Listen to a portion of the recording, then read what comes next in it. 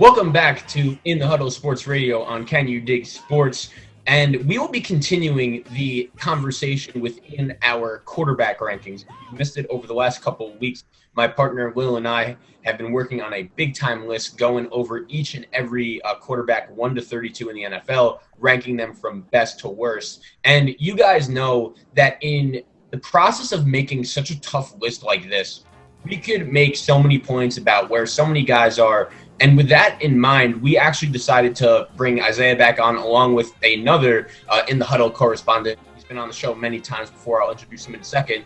And we wanted to get some feedback. We wanted to get some extra opinions on our quarterback list. And joining us in the huddle is Carmelo Francis. Coach, how are we doing today? I'm pretty good, man. Blessed and highly favored. Happy Friday to you guys. Happy to be a part of this, this new episode. So let's talk football. Absolutely. So in case you missed it, Will, his top 5 quarterbacks in the NFL were Lamar Jackson at number 5, Josh Allen at number 4, Justin Herbert at number 3, Patrick Mahomes at number 2, Tom Brady at number 1. You can access his full quarterback list on the Can You Dig Sports Instagram page. That is Can You Dig Sports. That is the username. And then you go to my top 5 quarterback list. You have Russell Wilson at number 5, Tom Brady at number 4, Deshaun Watson at number 3, Aaron Rodgers at number 2, and Patrick Mahomes at number 1. So, Coach, you are our guest for today's show. I want to throw you the mic. When you look at my list, when you look at Will's list, what is the first thing that comes to mind for you that you would ask us about? So the first question I want to ask you, especially for you, Zach. So the first question is, why do you have Daniel Jones ranked 32nd on your list? I mean, don't you believe, even with the new acquisitions that the Giants made during the offseason, even drafting a receiver in the first round, do you still believe that Daniel Jones should be ranked 32nd?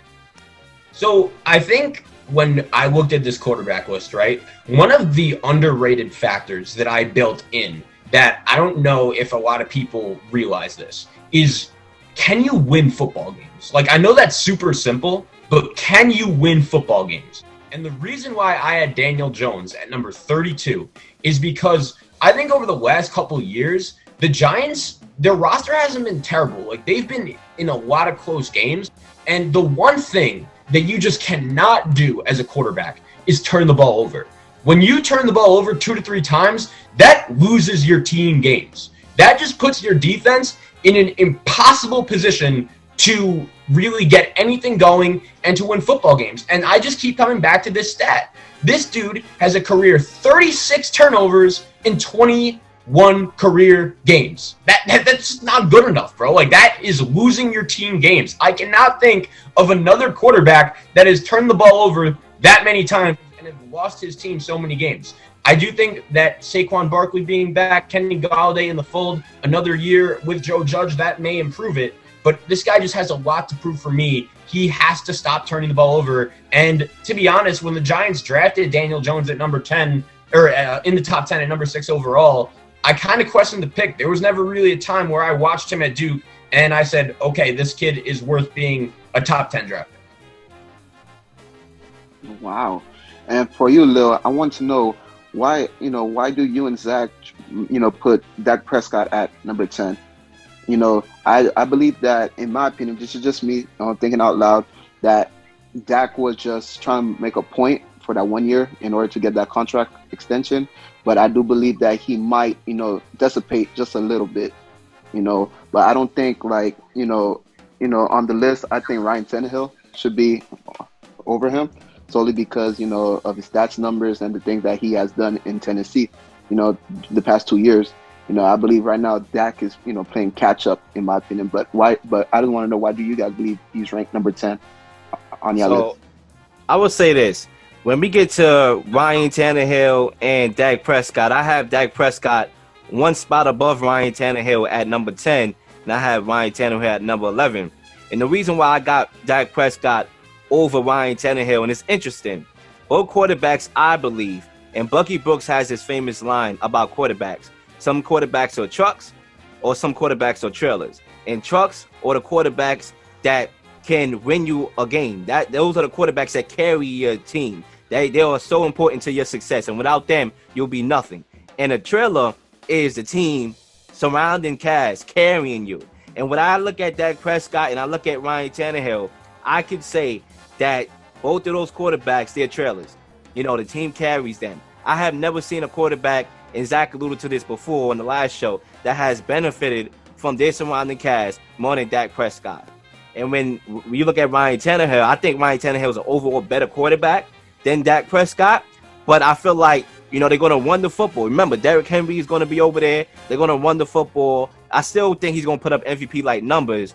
But I have Dak Prescott above him because last year, the trajectory, he was going to break records last year. He's going to lead the league in passing yards, So I had to take that in consideration. So that's why I kind of have him at number 10. I think the offense is going to be firing on all cylinders. You got CeeDee Lamb, who's poised for a breakout year. You got Amari Cooper. You have Michael Gallup. They're going to put up numbers. It's just the defense. And remember, you got to take this in account. If they get blown out in games, if the game's not close like it was last year, that's stats inflation. Mm-hmm. So that's more stats added to Dak Prescott's name. So I think Dak Prescott is worthy of being number 10. Wow. Nah, that's a good take right there. I didn't see it from that perspective. I just thought, based on, the receiving crew or the weapons that Prescott has, that's why, in my opinion, that's why you chose him at number 10 over Tannehill. So the next question I have for you guys is, so I noticed that for the Denver Broncos quarterback situation, Zach have Drew Luck, but Lil have Teddy Bridgewater. So I want to know. Luck and he got Teddy Bridgewater. I apologize. So I want to know, do you guys believe there's going to be a quarterback battle out in Denver? Zach? Yeah, I'll start this one off. I actually think that Drew Lock is probably going to open the season under center for the Broncos. I just don't think he's good enough to maintain the job throughout the season. I think if the Broncos want to win games, Teddy Bridgewater gives them the best chance to do it. I'm not a big fan of Drew Lock. I just think turnover is a little too high. It's a little bit out of control. I think if Denver wants to win, their formula is going to be running the football with the rookie running back Williams from Buffalo they just drafted. They're going to need Cortland Sutton to get going. He's one of the better receivers in football. Had a devastating ACL injury last year. He'll be back in the fold. Look, this Bronco team has talent. I don't think anyone's going to deny that. My issue is their division is really hard, and I don't trust their head coach at all. Vic Fangio has no idea how to manage a clock. So I think in order for them to win football games, they're going to need to do it very simply with Teddy Bridgewater at quarterback. Just don't make mistakes.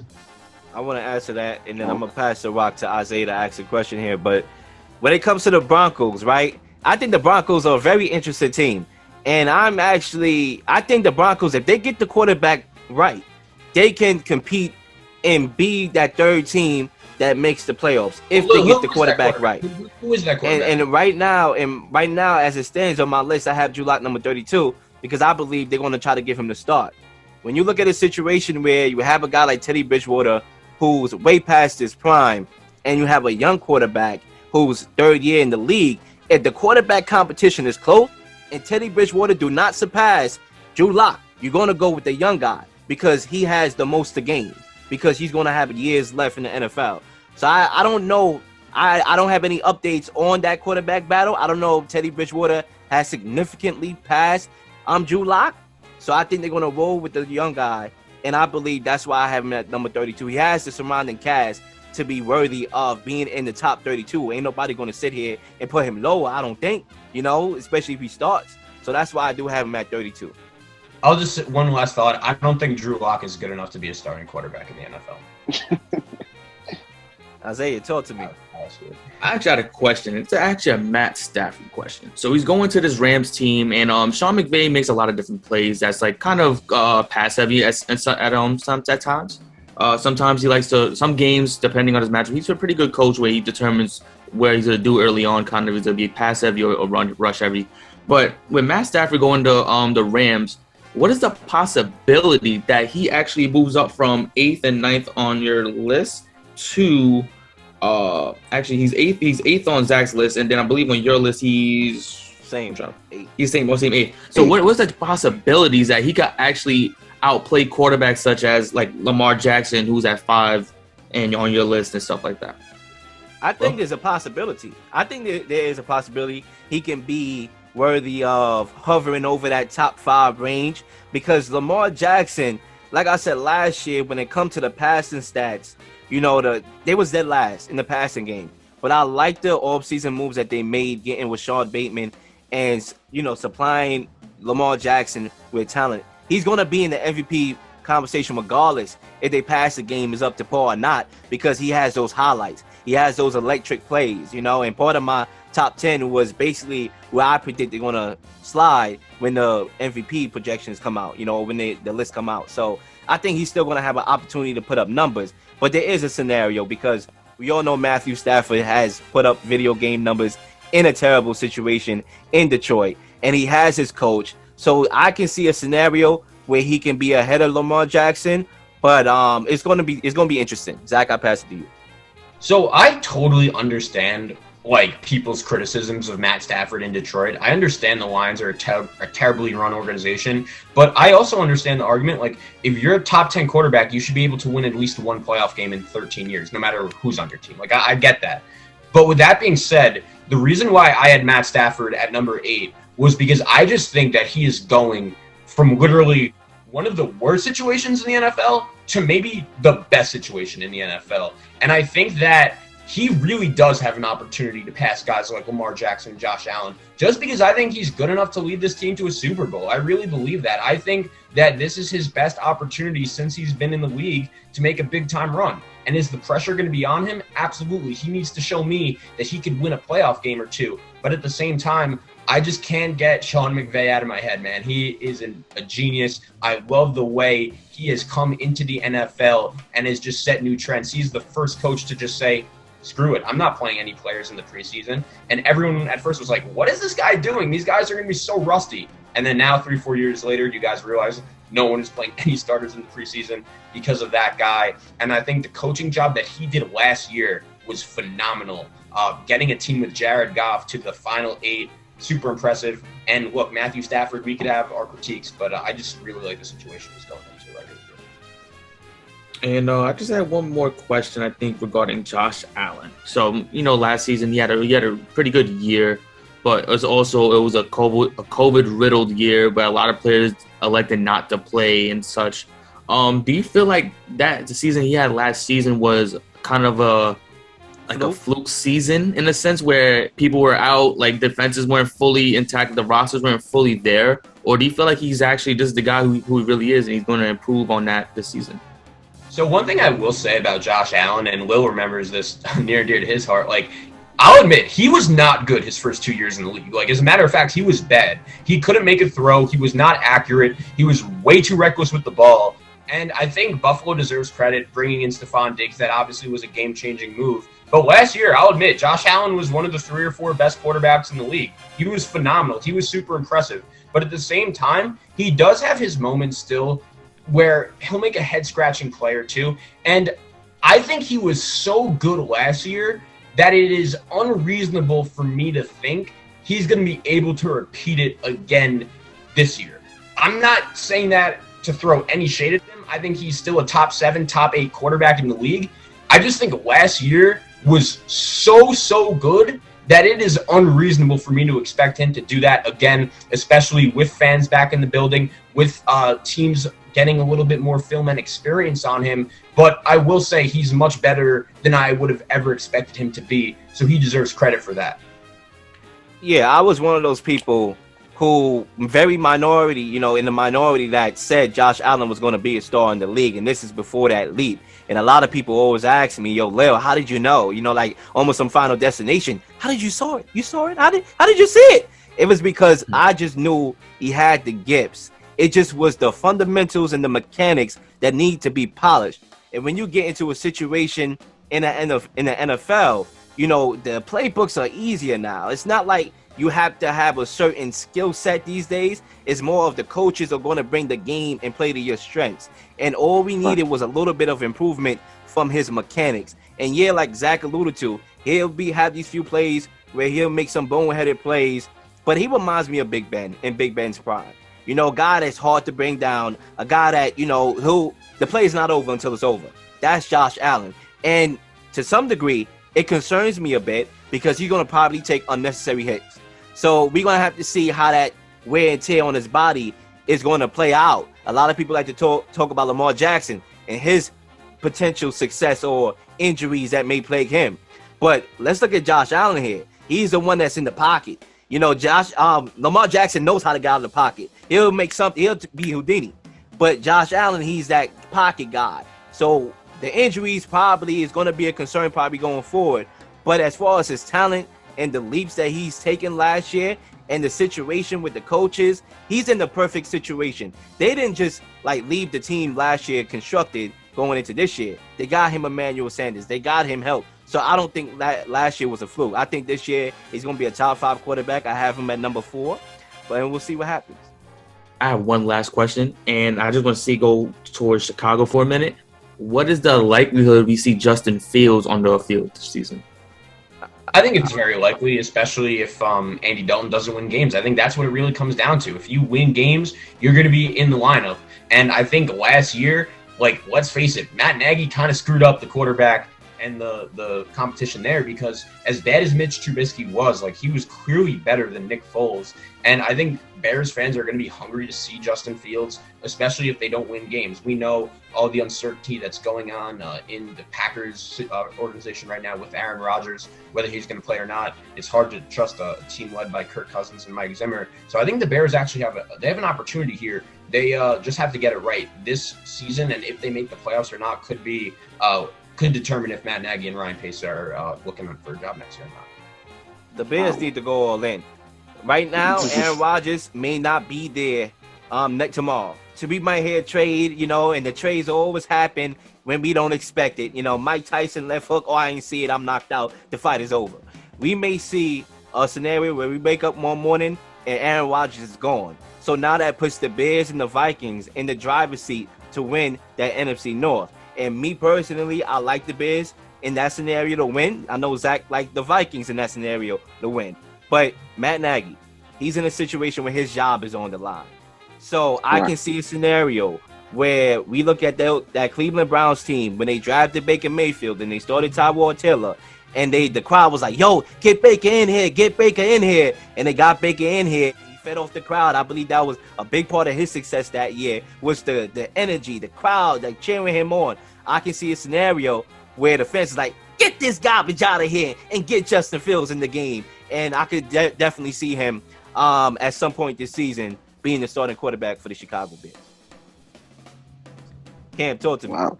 So, all right. So I'm going to pick, you and Zach brains out right now. So I noticed that on your quarterback list, you guys have Ryan Fitzpatrick, on your top 20 list. Do you believe that, Fitzpatrick will finish the season out in Washington, even though that they, signed Taylor Heineke to a 2-year deal? And what's his name? Kyle Allen, he's coming back from a gruesome ankle injury. So do you believe that Ryan Fitzpatrick is still a top 20 quarterback on your list? Absolutely. I think he has a potential to be top 15. I have him at 17. And the reason why I do is because he showed me something last year, and I saw what he did on the Dolphins. When you think about the Dolphins wide receiving core and they surround the cast, it's nothing compared to Washington. Washington got Terry McLaurin. Washington went out and got Curtis Samuel. Washington went out and got Adam Humphries. So he's actually in a better situation with I would say a better defense than the Dolphins, even though Ryan Flores, he coaches those guys up. But I like the Washington football team. I think they have one of the best defenses in the NFL in total. In total, I think they have one of the best defenses in the NFL. They have a good surrounding cast offensively. So it's no excuse for Fitzpatrick this year. I wanted to see how he finished last year because normally he runs out of gas. But we haven't really got to see that because they wanted to try out Tua. So I want to see him this year. Can he finish a year strong? All through and through. So I think he will. And that's why I have him at 17, and that's why I actually have the Washington football team taking their division this year. Yeah, so I had him right around there. I had him at 19, and I will admit, I think the Dolphins, it was clear to me they were a better team when Fitzpatrick was under center than Tua was. I think that was pretty clear to everyone, and I do think that even though Ryan Fitzpatrick has never made the playoffs in his career, I totally understand that. I think this is going to be his best opportunity to do that. I think that Washington, along with all the weapons Lil mentioned, Antonio Gibson, he's a top 10, top 12 running back in this league, one of the better rookies in the NFL last year. I think their offensive line is getting better, and I trust Ron Rivera. I really do. I think that defense is elite, as Lil said. And I do think that Fitzpatrick is going to, if he wants to start all 17 games and lead a team to the playoffs, this is going to be his best year to do it. Now, I do think that the NFC East, it's not a great division, but at the same time, Cowboy fans expect to win the division. Now, we know in the past how that's turned out, but the Giants have a lot of expectations this year as well. I think Philadelphia does as well. So I do think that division is no guarantee for Washington to win it, but at the same time, I would look at the situation they're in and say, okay, it looks pretty good. Wow. And my next question I have for you guys is, so right now there's two quarterbacks that are issue. We have one in Green Bay and Aaron Rodgers. He's now showing up to training camp, and you have another quarterback down in Houston and Deshaun Watson. He's going through some allegation. Out of those two quarterbacks, who do you believe will play this season, and who do you believe will not play this season, and why? I think Aaron Rodgers is going to line up under center. I think it's more likely than Deshaun Watson. Deshaun Watson got 22 accusers, bro. He got a whole female army against him, out for his neck. You all right? So in this era of the Me Too and all that, good luck, my brother. Even though we saw Bill Cosby got out of jail a couple days ago, I don't think Deshaun Watson will escape this one. I think he's going down. And there's no explanation behind having 22 different massage therapists. I can't defend that. I wanted to defend Deshaun Watson in the beginning. I look at that, and I take that in consideration. I can't defend that. So I think Aaron Rodgers is more likely than not going to be under center because he had an opportunity to opt out. There was a deadline for him to opt out. He didn't meet that deadline. So I think he's just being a little bit of a you-know-what right now in this situation. He needs to suck it up and be back under center. And I think he will realize that that's his best opportunity for him to win. Yeah, I agree 100%. Nice.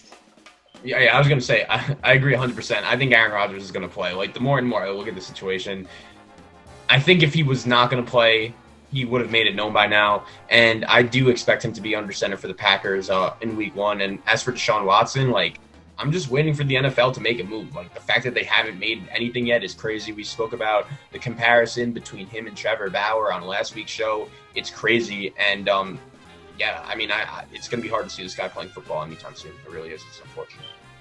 Any last questions from either one of y'all? Yes, I do. I have one for Isaiah, well, for everybody on here. Which second-year quarterback do you believe will have a breakout year? Joe Burrow, Justin Herbert, Tua, or Jalen Hurts? Justin Herbert. I have him ranked number 3 on my list. I think he's going to have an opportunity to be MVP. Last year wasn't no fluke. I mean, under pressure, he threw for the second most yards on touchdowns under pressure behind Drew Brees. Those are things that you can't say that, he's going to have a down year. You have to look at those statistics, QBR, those things matter. He put up 4,600 yards last year with a decimated wide receiving group. He gets those guys back. The offense is going to run through him. Justin Herbert is going to put up video game numbers this year. Yeah, I would agree. I think Herbert's going to be really good. But I will say, I am not going to take anything away from the other two. I really liked what I saw from Joe Burrow last year. You hope he stays healthy. But if he is healthy and if he is anything similar to what he was last year, I think the Bengals have themselves a franchise quarterback to be excited about. And look, man, Tua's interesting because the Dolphins got him weapons now. They got Jalen Waddle, a guy that he played with in college. They bring in Will Fuller as well. This is going to be another year in that system. He's healthy, and there are really no excuses, man. Last year, I'll admit, he didn't look healthy to me. It was a redshirt season. That's fine. You bring in Ryan Fitzpatrick sometimes. There's no confusion now. This is his job. The ball is in his court, and I'm curious to see what he could do and if he's going to run with the job and lead this very capable Dolphin team to the playoffs. Like, I think he could.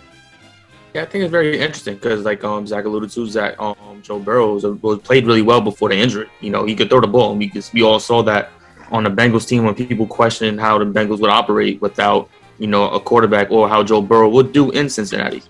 And then we talked about Justin Herbert a couple of days ago as well when, Lil alluded to that he's a quarterback that we haven't seen put up this production. What was it, over 4,000 yards and 33 touchdowns, correct? 4,600. 30 plus touchdowns, yeah.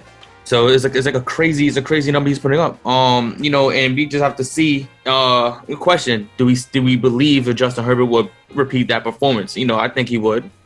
And others think he would as well. So I think Justin Herbert could be the clear, good, like probably top MVP candidate if he repeats the performance he did last year. But you know, I always have an eye at Joe Burrow. Man, he was throwing a ball phenomenal last year, and I just hope that he comes back healthy so then we could see that performance again in Cincinnati. You know, Cincinnati doesn't really have that many shows, so the fact that he's putting on Broadway shows in Cincinnati is lovely. I just want to make one comment about that, staying on this topic real quickly. We see it so many times that there's a lot of factors that go into drafting a quarterback. You know I looked at you can look at the Oregon and Justin Herbert being on Oregon and say he didn't win a lot of big games when he was supposed to. But sometimes we have to take into account coaching, situation, guys being on TV more, so that's more eyes for you to evaluate. Guys don't really do their homework a lot the way how they should, because if they did, they have to evaluate his performance on the field, not the record, not showing up in big games. And if they did, I mean, the Bengals, we had the opportunity to draft him number 1. Now, I know a lot of people will say, Lil, in hindsight, that's easy to say, but these are the tough decisions that you have to make as a GM. Do I reach? Do I try to find gold in a pot, or should I just go with the safe bet? You know, and I see that so many times where guys reach or they go with the safe bet and it don't work out. Not saying that Joe Burrow is not going to work out. He's a fantastic quarterback, number 16 on my list of top 15 quarterback.